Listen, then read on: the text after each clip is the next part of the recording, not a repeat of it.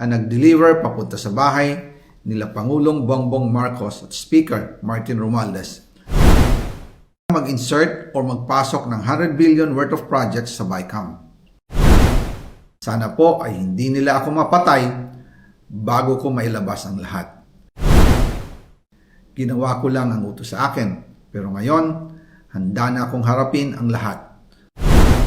Ginagamit ng administrasyon ang buong resources ng bansa para tumahimik ako. That he will shoot me if I will talk.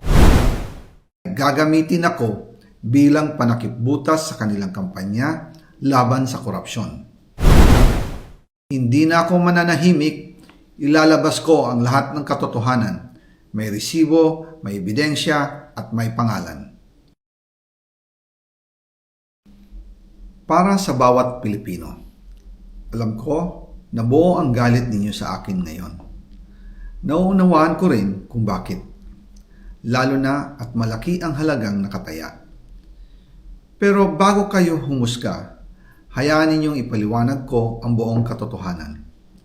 Matagal akong hindi nagsalita dahil may direktang utos sa akin. Huwag nang bumalik ng Pilipinas at manahimik na lamang. Umalis ako noong July 19, 2025 para sa aking medical check-up. Nakaplanong bumalik pagkatapos ng SONA ni Pangulo.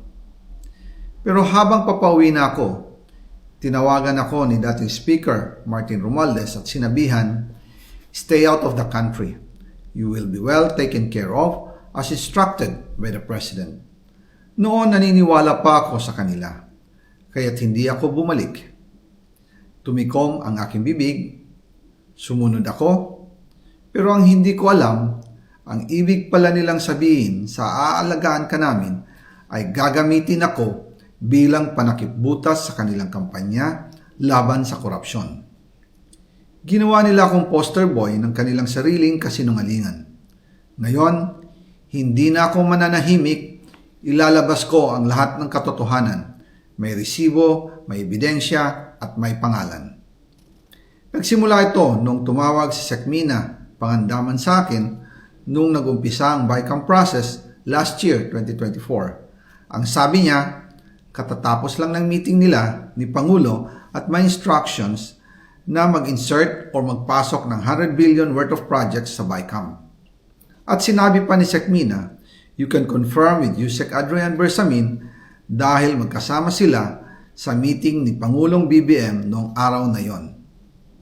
Tinawagan ko po agad si Yusek Adrian Bersamin at tinanong ko kung may instruction nga ba ang Pangulo na magpasok ng 100 billion during their meeting. Ang sabi niya ay totoo nga po. Right after our conversation, tinawagan ko po si dating Speaker Martin Romualdez at nireport ko ang instructions ng Presidente to insert the 100 billion projects. At sinabi niya sa akin, what the President wants, he gets. After ng ilang araw, nag-set po ng meeting si Sekmina Pangandaman at Yusek Adrian Bersamin sa amin ni dating Speaker Martin Romualdez sa Aguado Building in front of Gate 4 ng Malacanang at nandoon din po si Yusek Jojo Cadiz. During the meeting, binigay po ni Yusek Adrian Bersamin ang listahan na worth 100 billion. Tinanong ko po si Yusek Adrian kung saan galing ang listahan. Ang sagot niya, galing kay PBBM mismo at binigay niya ito mula sa brown leather bag. Nung sinabi po ni Yusek Adrian Bersamin yung brown leather bag, naalala ko noong nasa Singapore kami right after the elections of May 2022 sa Hilton Hotel, kami ni dating Speaker Martin and PBBM habang pauwi at pabalik ng Pilipinas, hinabol ng PSG ang brown leather bag at ang sabi ni PBBM, maiwan na lahat, wag lang ang brown leather bag. Kaya naniwala ako na utos talaga ito ng Pangulo.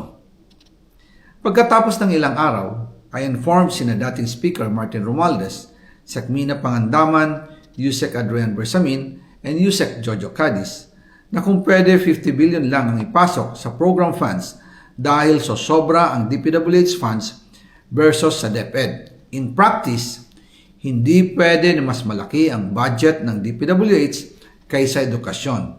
And yung balance na 50 billion, ilagay na lang sa unprogrammed funds for the 2025 budget. Dahil Office of the President din ang nagre-release ng lahat ng unprogrammed funds. Pagkatapos ng isang araw, tinawagan ako ni Sec Mina at sinabi ang mensahe ng Pangulo. Ipasok ninyo yan dahil pinangako na sa akin ni Speaker Martin yan at hindi na pwedeng baguhin. Kumbaga, ang utos ng hari hindi pwedeng mabali. Again, I informed the Speaker and asked clearance about the instructions ng Pangulo. At ang sabi niya, wala tayong magagawa. Kaya po nagtataka ako kung bakit sinasabi ni Pangulo na hindi niya makilala ang budget, samantalang lahat na binawas at dinagdag sa mga ahensya ng gobyerno ay humihingi ng approval sa kanya si Sec Mina Pangandaman.